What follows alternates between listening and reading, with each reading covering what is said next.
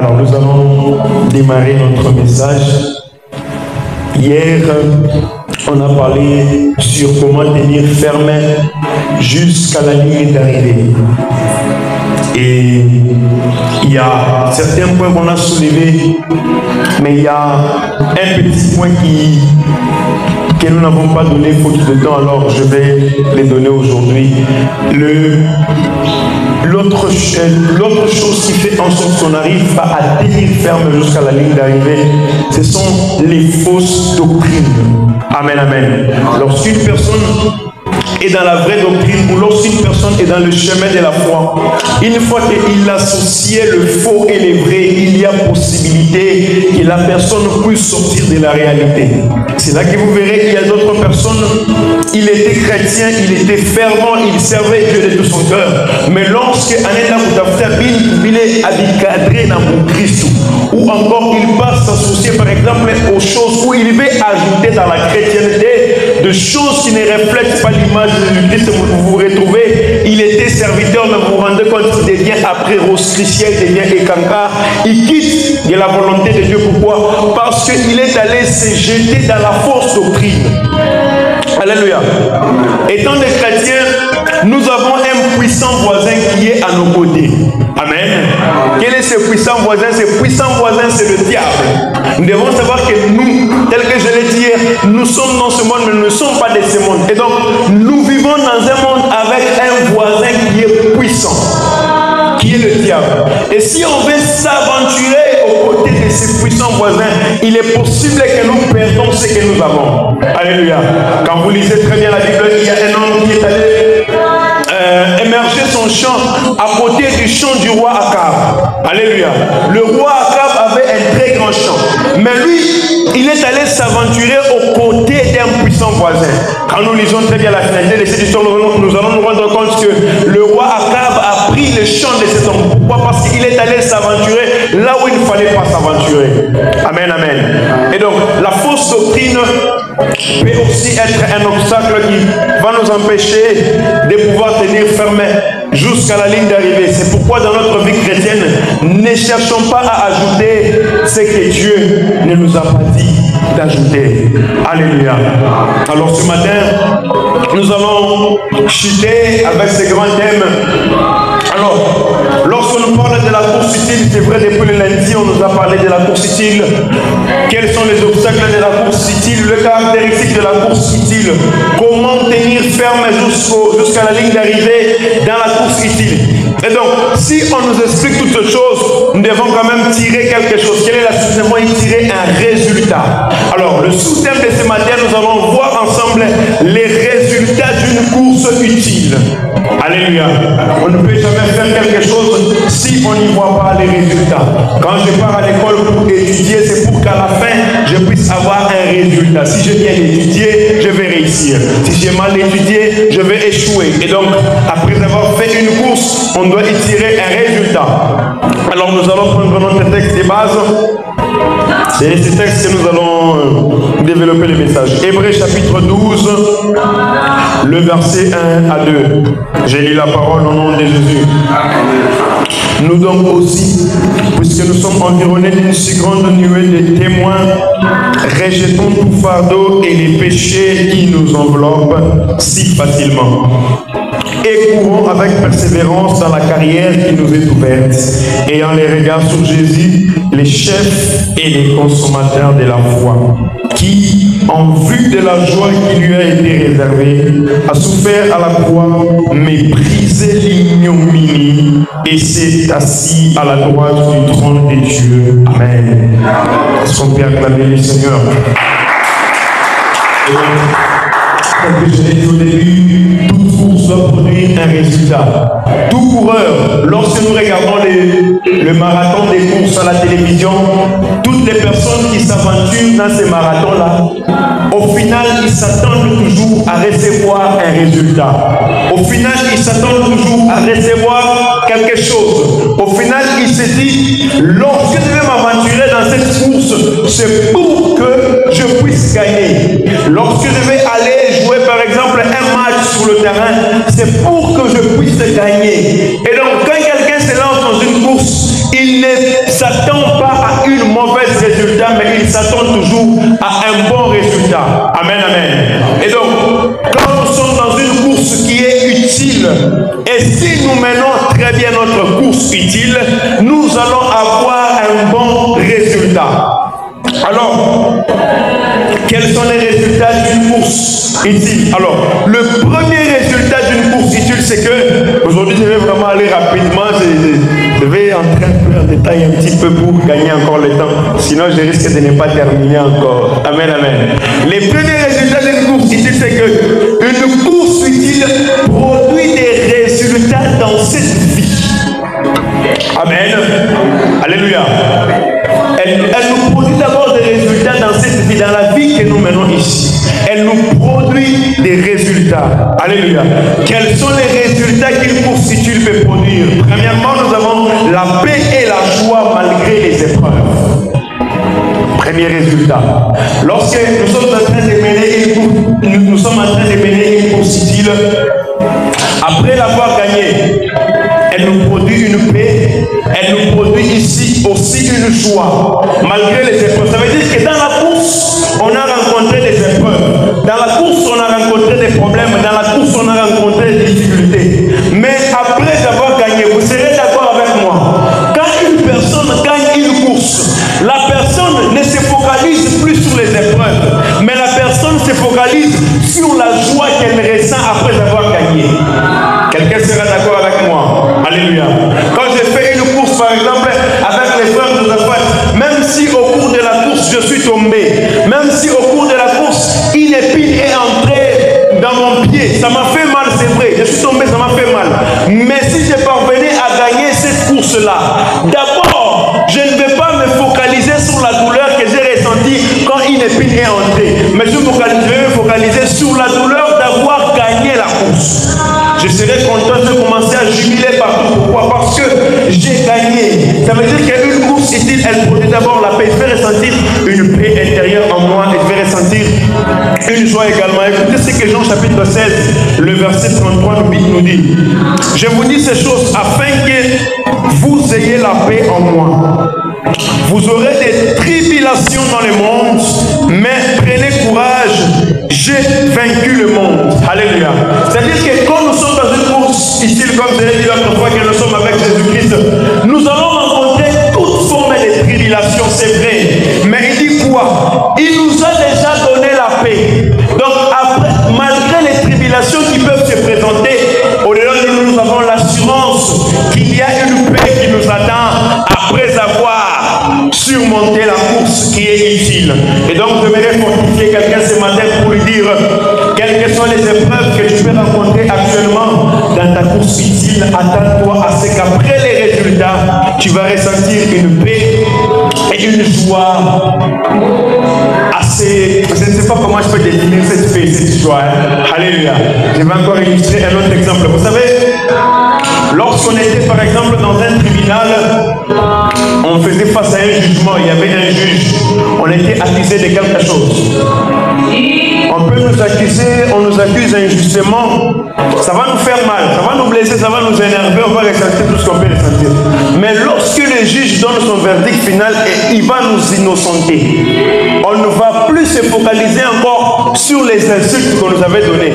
On ne va plus se focaliser encore, mais on va se focaliser sur quoi? Sur le fait que nous avons été innocentés. Et quand nous sommes innocentés, nous ressentons une paix et une joie au-delà de nous. Alléluia. C'est pourquoi persévérons dans la course utile. Alléluia. Deuxièmement, l'accomplissement du plan de Dieu dans notre vie. Parce que quand nous faisons une course utile, nous sommes en train de la faire dans la voie du Seigneur, nous sommes en train de la faire avec Jésus-Christ. Et donc quand on fait une course avec Jésus-Christ, nous allons vivre l'accomplissement du plan de Dieu dans nos vies. Jérémie chapitre 29, le verset 11, c'est un verset que nous connaissons très bien. Car je connais les projets que j'ai formés sur vous. C'est Dieu qui est en train de parler. Donc Dieu connaît les projets qu'il a déjà formés sur nous. Alléluia. Mais quand nous sommes dans la course utile, nous sommes dans la bonne voie. C'est là maintenant, écoutez, Dieu a déjà formé les projets. Dieu a déjà formé les projets. Mais quand nous menons une course utile, c'est alors que nous allons vivre l'accomplissement des projets de Dieu. Amen, amen. Celui qui ne mène pas une course utile, il ne vivra pas l'accomplissement des projets de Dieu. Parce qu'il est en dehors. La course utile, elle s'est faite dans les plans de Dieu. Quand on l'a fait dans les plans de Dieu, nous allons vivre les résultats des projets de Dieu dans nos vies. Mais quand nous sommes en dehors des plans de Dieu, il est possible que nous puissions vivre autre chose que Dieu n'a pas préparé pour nous. Alléluia. Et donc dans la constitution, nous allons vivre l'accomplissement que Dieu avait déjà préparé pour nous. Voilà pourquoi nous devons persévérer jusqu'au bout. Parce qu'il y a quelque chose, il y a un plan que Dieu a déjà préparé pour nous. Il y a quelque chose que Dieu a déjà préparé pour nous au final. Mais nous devons rester toujours dans le droit chemin. Amen, amen. Jésus-Christ est venu sur la terre. La Bible nous dit quoi? Il a reçu le nom qui est au-dessus de tous les noms. Mais pour qu'il puisse recevoir le nom qui est au-dessus de tous les noms, il fallait qu'il accepte de mourir dans la croix. S'il avait refusé, il n'allait pas recevoir le nom qui est au-dessus de tous les noms.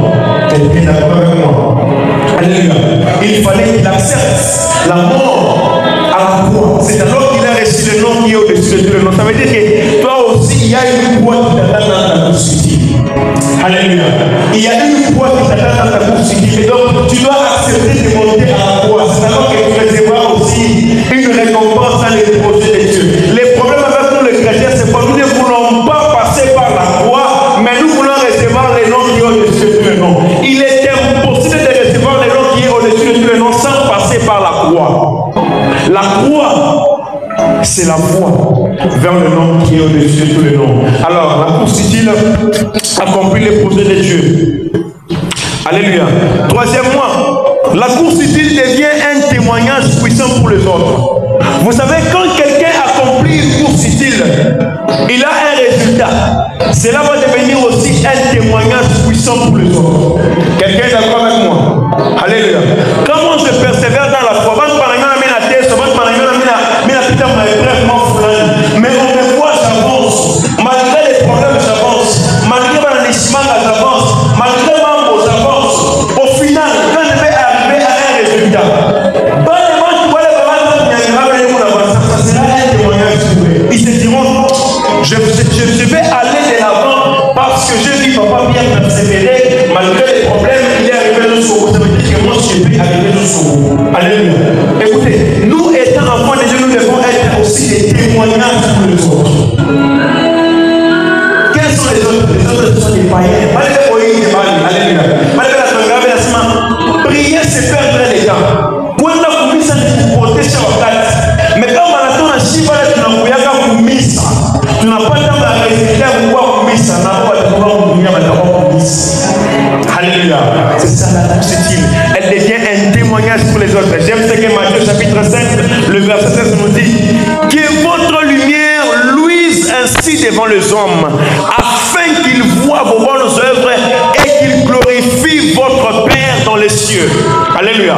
On commence d'abord par quoi? Par votre lumière. Que votre lumière fasse quoi? Que votre lumière luise devant les hommes. En d'autres termes, mwangaza yenu yangaze kumbele abantu bayone. Njuba tukuza sema baba yenu mule mumbingu. Bia kweli anafanyanga nini? Anatendaka. Alléluia. C'est quand on persévère dans la course utile, devant notre grâce. Bien quoi les couilles au monde, c'est vrai. Au début, tu peux être en train de prier, les gens disent Yamati. Alléluia. J'ai beaucoup aimé les prophètes Jérémie me disaient ceci, dit quoi? Mais ces frères et sœurs nous disent c'est quand on peut faire un trophée, moi je pense pas qu'il y a un monsieur qui va. Alléluia. Peut-être aujourd'hui, mais on est comme la Moussimanga, pourquoi? Parce que la Moussimanga, il va la Mousséquelia peut-être. Peut-être que ça va être un homme qui se va tenir la Mousséquelia, la Moussimanga, on a ce petit mamie, ça sana. Alléluia. Peut-être que c'est ton cas ce matin, mais il y aura un temps, je te rassure, il y aura un temps où des gens qui serviront de témoignages à ceux qui disaient que non, regardez, il perd son temps. Alléluia. Moi je te rassure, il y aura un temps, peut-être aujourd'hui peut-être qu'il perd son temps, mais il y aura un temps où ça sera un témoignage pour les autres. Alléluia. Moi qui vous parle ici, je suis témoin de beaucoup de choses. Alléluia. Je suis témoin de beaucoup de choses. Dans notre maison, quand on était à la maison là, moi, quand je prenais le temps, des fois je me mettais comme ça au salon, et puis, vous savez pourquoi papa dictionnaire. Alléluia. Mais je vais mettre la Bible. Il n'y a pas de dictionnaire. Il n'y a pas de dictionnaire. Il y a papa. Je vais mettre un homme. Ça va me faire Alléluia. La Bible nous dit ceci. Mais il y a un dictionnaire. Alléluia. Et il y avait des fois mes frères se moquaient de moi. Alléluia. Mais aujourd'hui, ça a l'air certes de témoignage. Quand ils ont entendu mon frère René qui dit quoi, ça me fortifie quand je vois mon petit frère en train de prêcher. Alléluia. Mais dans le passé, il se moquait de moi. Amen, amen. Ça veut dire que la course futile sert de témoignage aux autres. Et je te rassure ce matin que la course futile que tu mènes aujourd'hui servira de témoignage pour les autres demain. Alléluia. Alors, une course futile, deuxièmement, premièrement, on a dit ceci. Une course futile fait quoi? Quelqu'un qui me suit, une course futile, on a dit elle fait quoi? Oh là là, on y va. Deuxièmement, une course utile produit des récompenses éternelles. D'abord, on a dit elle produit des résultats dans cette vie. Amen. Premièrement. Deuxièmement, des récompenses éternelles. Une couronne incorruptible nous est réservée. Dans la course utile, il y a une couronne incorruptible. Je crois que j'ai donné ces versets le mercredi, 1 Corinthiens chapitre 9, le verset 24 à 25. On dit, savez-vous pas que tous ceux qui courent dans les airs courent tous, mais vous courez de manière à faire quoi? De manière à gagner. Dans la course utile, on doit courir de manière à produire un résultat qui est gagné.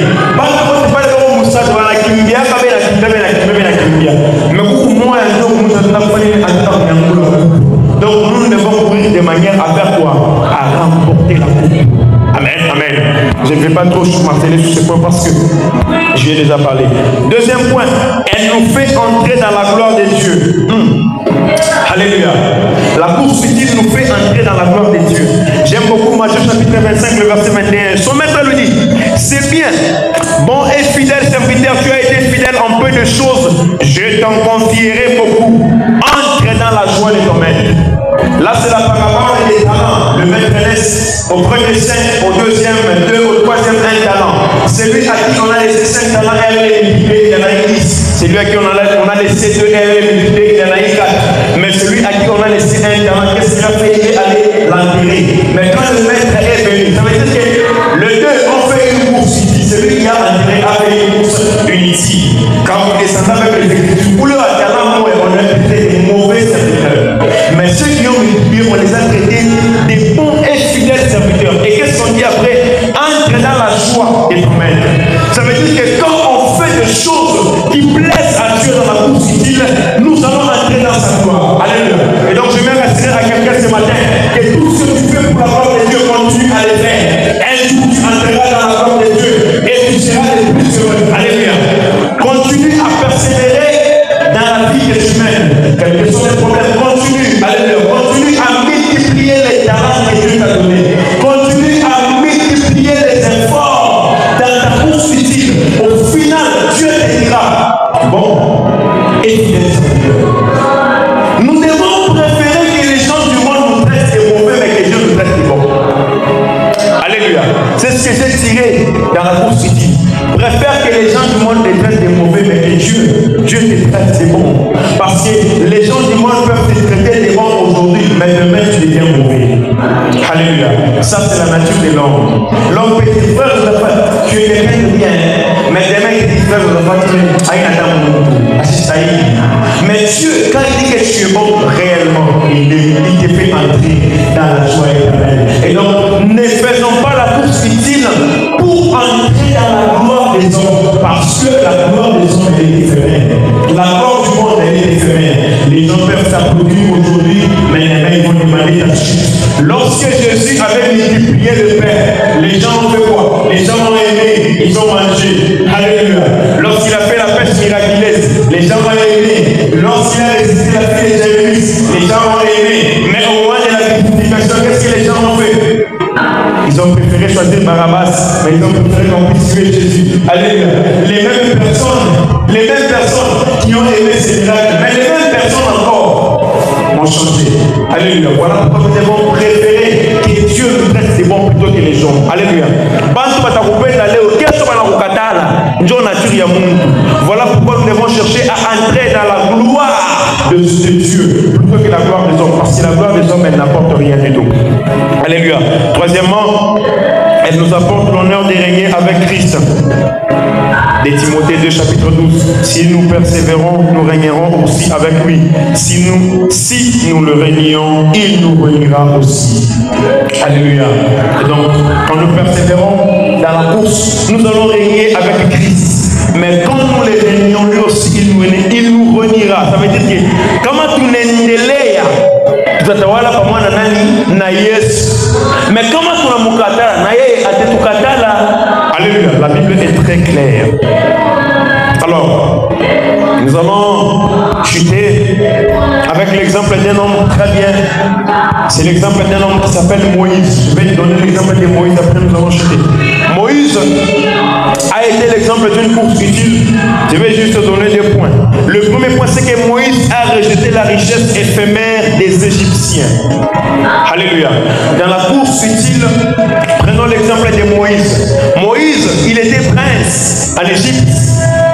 Il était considéré comme étant le fils de la fille de Pharaon. On peut appeler autrement petit-fils du Pharaon, malgré qu'il avait été adopté. Mais quand Moïse a compris qu'il était juif et qu'il n'était pas égyptien, qu'est-ce qu'il a fait?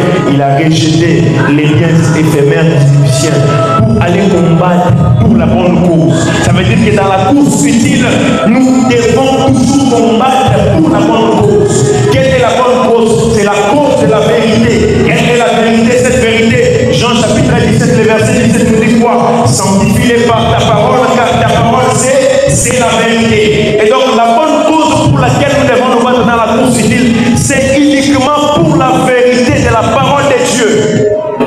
Alléluia. Dans la course utile, la seule chose qui doit prôner, c'est la parole de Dieu. Voilà pourquoi j'aime Jésus. Quand Satan se présente au point de vue dans les déserts, il lui dit, si tu es fils de Dieu, ordonne à cette terre des millions du pain. Il dit quoi, Satan? Il est écrit, l'homme ne vivra pas de pain seulement.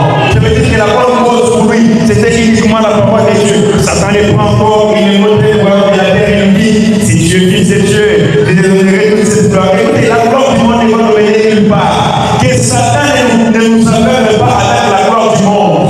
Alléluia. Il dit quoi, Jésus? Pour ça, moi, je te donnerai tout ça. Vous savez, des fois, quand Jésus a parlé de la tentation de Jésus et Satan, je me dis quoi? Des fois, Satan, ça moi, je dis des cas. Alléluia. Permettez, des fois, Satan qui fait des spectacles. Comment tu peux parler au roi du monde? Le roi de toute la terre, tu lui dis, je te donnerai la gloire du monde, alors que c'est lui-même le roi de toutes choses. Alléluia. Qu'est-ce que je veux dire par là? Devant savoir une chose. Nous sommes les héritiers éternels de Dieu. Ne laissons pas Satan nous aveugler avec des choses qui nous appartiennent. Écoutez, Satan, tout ce qu'il nous propose, ça ne vient pas de lui, ça nous appartient. Il dit à Jésus-Christ, je te donnerai la gloire du monde, alors que la gloire du monde était déjà Jésus. Alléluia. Tout ce que Satan peut nous proposer, ça nous appartient. Et donc, ne le laissons pas nous proposer ce qui est à nous. Voilà pourquoi Jésus lui dit quoi? Il est écrit, tu n'adoreras que le Seigneur ton Dieu. Alléluia. Nous ne devons que nous prosterner devant l'Éternel. Et donc, les résultats d'une course utile, elle nous donne une couronne incorruptible. Amen, amen. Mais pour avoir la couronne incorruptible, nous devons persévérer dans la vérité. Quelle est cette vérité? C'est la parole de Dieu. Parce que la parole, c'est elle qui nous aidera à tenir ferme jusqu'au bout. C'est la parole de Dieu qui nous aidera à pouvoir avoir la couronne incorruptible qui est la couronne de vie. Amen. Alors voici comment nous allons prier ce matin.